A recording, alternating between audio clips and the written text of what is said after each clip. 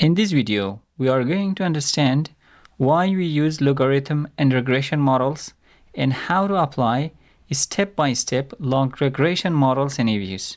If you are working with time series data, using logs can make your model more meaningful and easier to interpret. Let's get started. There are four main reasons we use logs in regression. 1. To normalize the data that has outlier.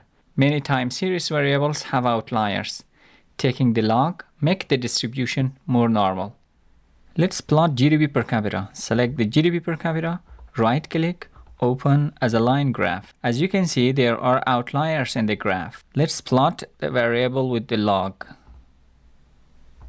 Taking the log made the outliers more smoothed. Most of times, taking log can normalize the variable and residuals. Number 2, to stabilize the variance and reduce heteroscedasticity. When variance increases with the level of a variable, log transformation often stabilizes the variance. Third, to interpret results in percentage. Logs allow us to interpret coefficients as percentage change instead of absolute change. For instance, in this consumption function model, 1% increase in x will increase y by beta 1%. Fourth, to transform nonlinear to linear models. If a variable grows exponentially, logging it makes the relationship linear. For example, in a Cobb-Douglas production function, after taking log, the nonlinear model can be transformed to this linear function. Now, let's see how this works in different regression models. Model 1, lean model, no log. If x increases by 1 unit, y increases by beta 1 unit. Let's run the consumption model. Select the dependent variable first, following the independent variable. Right-click and open as equation. Choose list square as method, press OK. Based on beta 1 coefficient, if GDP per capita increases by 1 unit, the dependent variable, which is consumption per capita, will increase by 0.62 unit. Model 2, log model, or in other words, elasticity model. Beta 1 in this model is elasticity. If x increases by 1%, y increases by beta 1%. Let's run consumption function as log model. Click on estimate. Take the log of the variable, log of consumption per capita, log of GDP per capita, which is independent variable. Press OK. 1% increase in GDP per capita will increase consumption per capita by 0.98%. Alternatively, we can log the variables first, then estimate the regression. In order to log the variable consumption per capita, in the command write series, name the variable, for example, LCPC,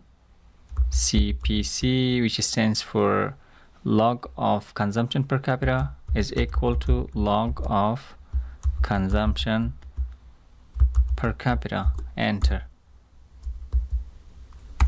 Series log of GDP PC equal to log of GDP per capita. Enter. To estimate the regression, select the log of dependent variable followed by the independent variable. Right-click, open as equation. Select the list square as method and press OK. The result is the same as previous. Model 3, log lean model.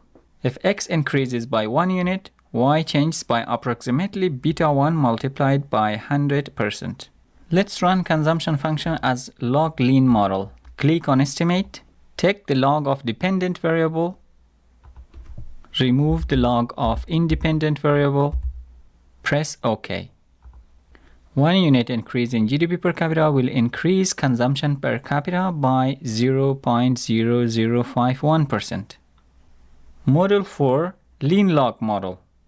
If x increases by 1%, y changes by beta 1 divided by 100 units. In this case, y is without log and x, or independent variable, is with log. Let's run consumption function in a lean log model. Click on estimate. Remove the log of dependent variable. Take the log of independent variable. Then press OK. In this case, the coefficient is divided by 100, then the interpretation will start. 1% increase in GDP per capita will increase consumption per capita by 108.72 unit.